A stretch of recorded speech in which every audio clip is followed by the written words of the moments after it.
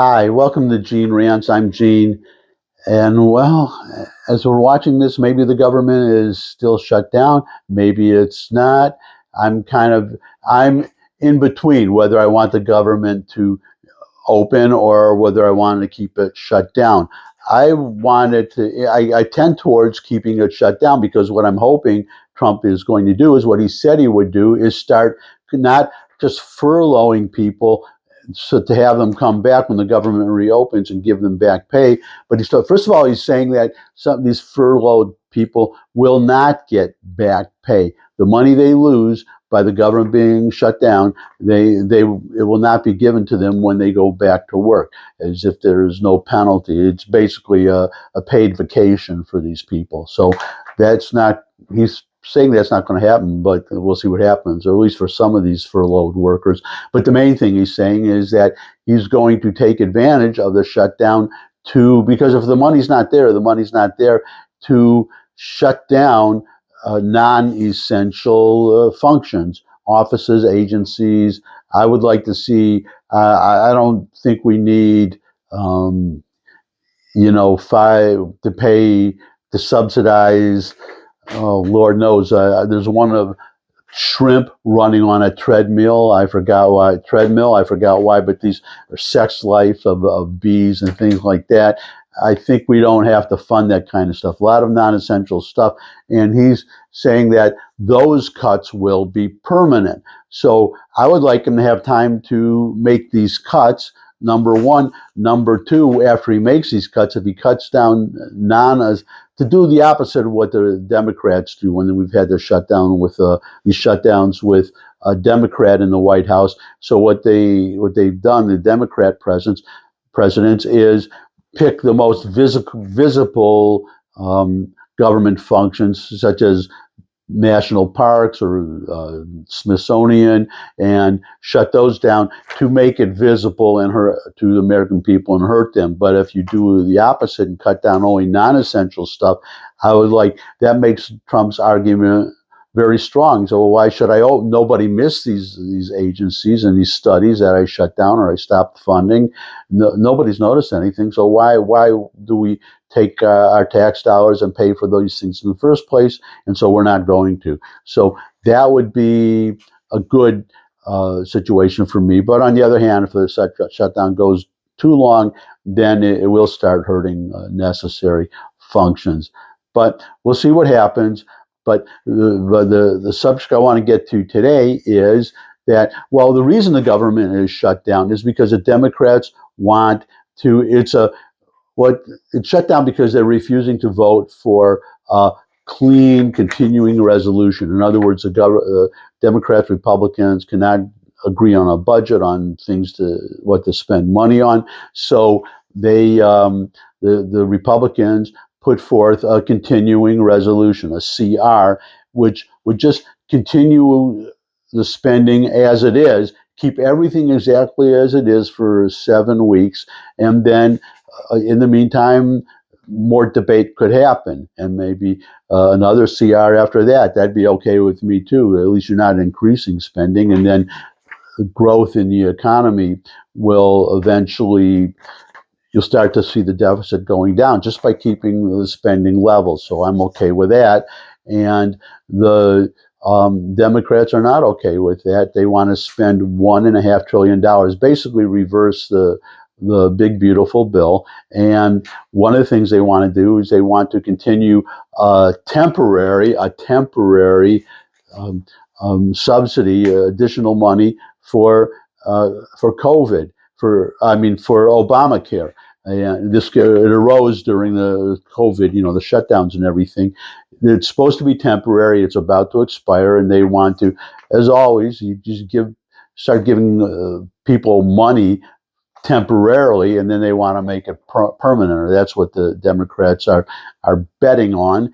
And well, I hope the Republicans hold strong. I don't know, but the problem is, why do they need to keep this money up there? It's because, remember, there's the promise of Obamacare to bend. It was supposed to in Obama's words, bend the cost curve down. Plus, if you like your doctor, you can keep your doctor. If you like your insurance, you can keep your insurance.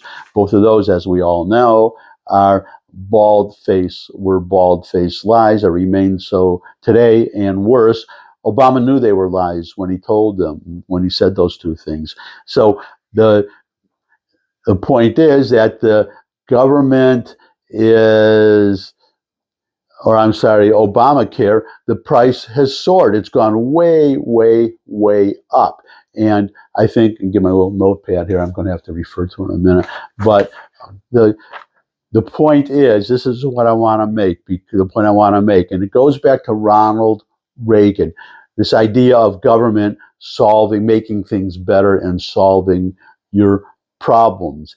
And, well, it's not turning out that way with Obamacare and with a lot of other things. Now, Reagan, when he was either had already been elected or when he was running, he said that he talked about the 9 most terrifying words in the English language. And he said, because he said that government, instead of solving problems, government often is the problem. Too much government, and Trump is proving that right. He's cutting regulations, making the government smaller, which is an odd thing for a fascist to do, to make the government smaller, to give the government less power.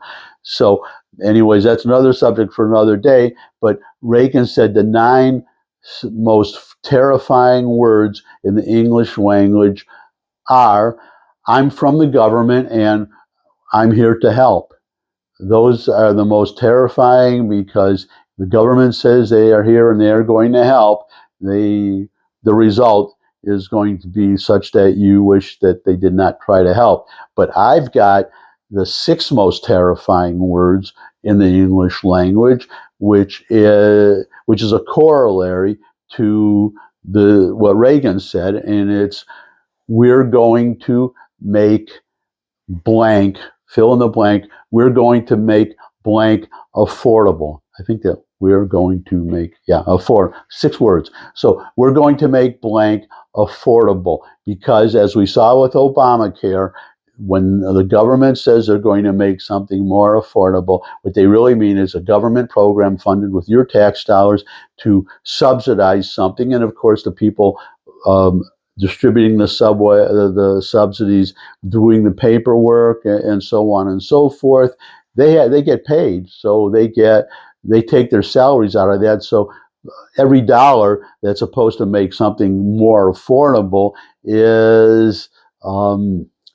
the whole dollar doesn't go to making something more affordable. It goes to middlemen salary, every layer. You got the federal, and then you go down to the state level, local level. So you see why I say those are the 6 most terrifying words. On the other hand, see, now Trump is making things more affordable, at least government things, because he understands a way to do that. Is, well, first of all, if you cut taxes, you make the tax rates, you make the entire government more affordable. That's number one. But number two, you cut regulations, you reduce the number of hoops that businesses have to jump through to run their businesses and provide their products and services, and you make things more affordable. And that would be the same for healthcare if the Republicans would get up the gumption to come up with an alternative, put forward a market-oriented healthcare plan and repeal and replace Obamacare, make the argument anyway. So that's my thoughts for today. That's my vlog. That's my rant for today. Love to hear your thoughts. If you care to share them, comment section below the video. Share this video with anyone you think would benefit from it. But subscribe. But most of all, come back and see me again. I'd love to see all of you again. And until I do see all of you again, bye.